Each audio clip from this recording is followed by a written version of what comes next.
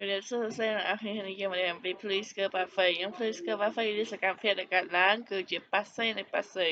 các hệ là cả láng môn hai mình sạc phiệt cả láng môn sạc phiệt để cả láng tăng tiền cảm phiệt mỗi đại mình toàn bán cả láng hai mình sạc phiệt mỗi cả láng môn sạc phiệt để bán mình toàn cả láng nữa và tiền họ hợp lý chả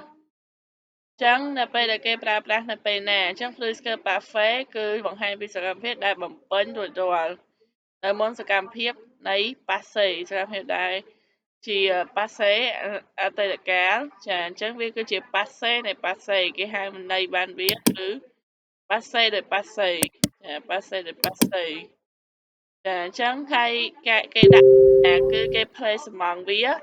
នៅឆ្ងាយអំពីការនៃប៉ាសេកម្ពុជាអញ្ចឹងការសេកម្ពុជាគឺនៅឆ្ងាយ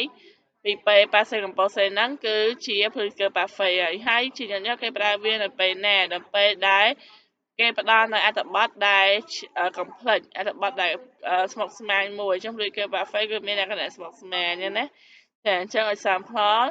il avait fini ses devoirs quand je suis arrivé គឺវា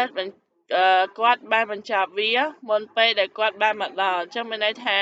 គាត់ធ្វើរឿងហ្នឹងចប់មុនបន្ទាប់ពីសកម្មភាពមួយអឺកើតឡើងបានកើតឡើងនឹងកើតឡើងចាអញ្ចឹងពិបាកដែររឿងហ្នឹងតែគេថា la chance de finir est antérieure à l'arrivée អញ្ចឹងមានន័យថាមិនគាត់បានធ្វើរឿងហ្នឹងចប់ហើយមុន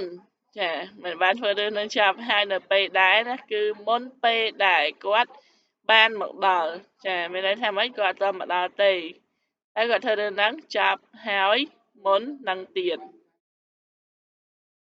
ចឹងអំពែទៅសន្និបាតសេកម្ពុជាចា plus que parfait plus que parfait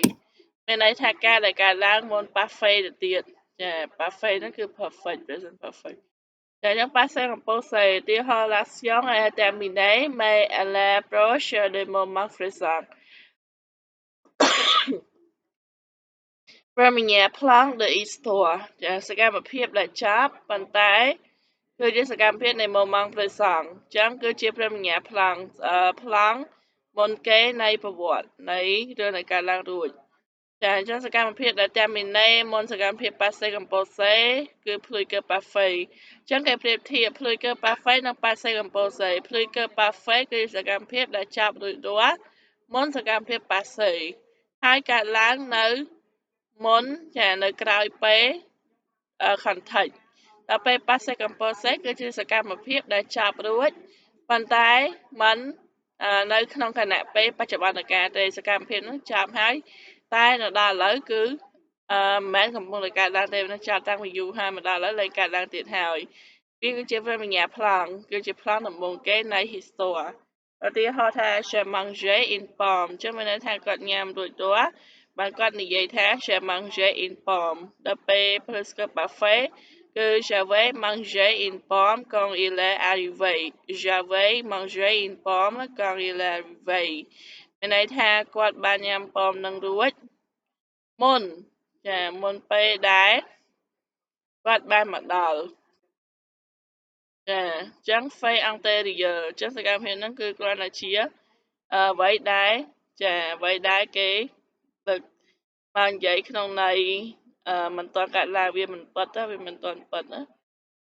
ហើយ construction នៃ plus que parfait ទី1គឺយើងមានប្រអប់នេះគឺប្រអប់ auxiliaire គឺមាន avoir ឬក៏ être avoir ឬក៏ être គឺនៅក្នុងទម្រង់ imparfait ទៀតអញ្ចឹង avoir គឺដូចជា avait être ដូចជា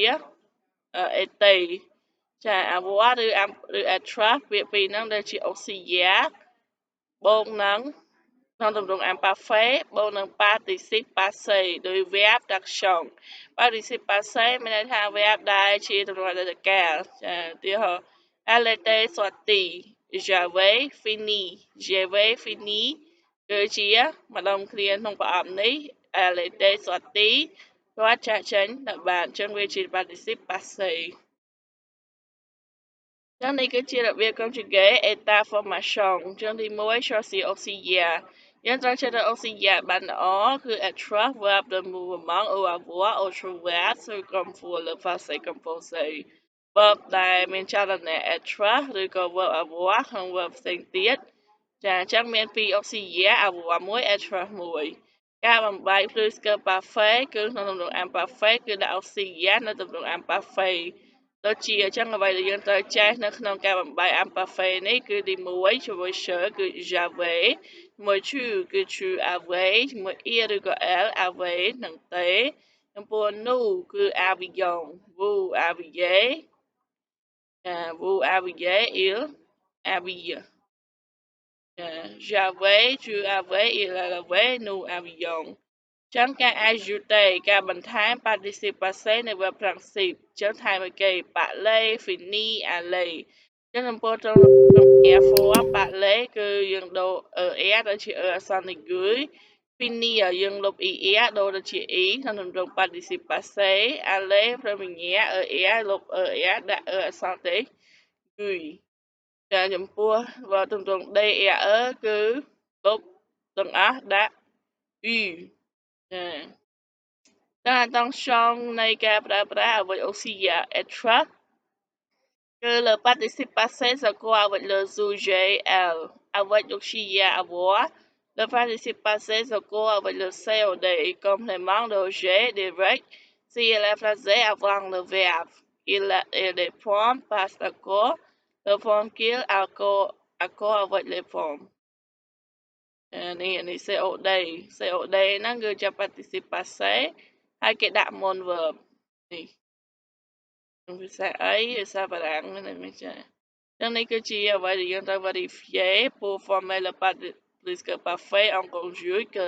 l'auxiliaire au présent de l'indicatif ចា non គឺ faux ចំពោះមួយទៀត pour former le participe parfait en conjugue que l'auxiliaire au présent de l'indicatif គឺ faux អត់បំបែកដូចជា indicatif ទេគឺបំបែកដូចជាអីគេ imparfait ចានៃ avoir ឬក៏ être ការ conjuguer គឺ il finit finissait a fini finissait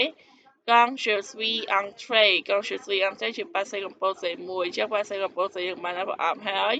ចឹងគឺជា avoir ឬក៏ être ក្នុងទម្រង់imparfait ក្នុងទម្រង់ imparfait គឺអីគេ avoir fini ឬក៏ a fini ចា avoir fini ឬក៏ a fini ចឹងបើយើងដាក់ a fini វាជាទម្រង់ passé composé ហើយតែបើយើងដាក់ avait fini វាជាទម្រង់ presque parfait ទម្រង់ participe របស់ imperfect របស់avoir ឬក៏ être ការសម្បែកដែលល្អគឺអីគេ avait fini គេជឿថា avait fini ក្នុងទម្រង់ដឹកចឹងដើម្បីអំពេញប្លង់នេះគឺអីគេ bang de mot ពាក្យរបស់វាគឺនេះគឺនៃពាក្យចាសម្បូរពាក្យចឹងពាក្យដែលសម្បូរពាក្យគេគឺ était parti commença ចា était parti ចាក់ចេញ commença ចាប់ផ្ដើម sont គឺជា parti parté a commencé commencer était parti commença sont partis partaient a commencé commencer il partit avant que le prisoner commençait ok il est parti avant il était parti avant que le pluie ne a commencé était parti ne commencer ចឹងគេបំពេញចឹងការសង្ខេប skill for retenir ត្រូវតែចងចាំការប្រើប្រាស់គឺសកម្មភាពដែលបំពេញនៅមុនសកម្មភាពដែលជា passé នៅខាងមុខវាការបង្កើត clear គឺ auxiliaire être ឬក៏ avoir នៅទម្រង់ imparfait បូកនឹង participe passé ជាមួយនឹងអីផ្សេងទៀតគឺ être ឬ accord avec le sujet avec avoir accord avec le COD placé devant Vous maîtrisez maintenant l'art de rencontrer des événements dans le bon ordre chronologique អញ្ចឹងវីដេអូនោះប៉ុណ្ណឹងទេអរគុណអ្នកនរគ្នាដែលបានមើលវីដេអូនេះខ្ញុំថាជួយ support វីដេអូខ្ញុំម្នាក់មួយជម្រាបលា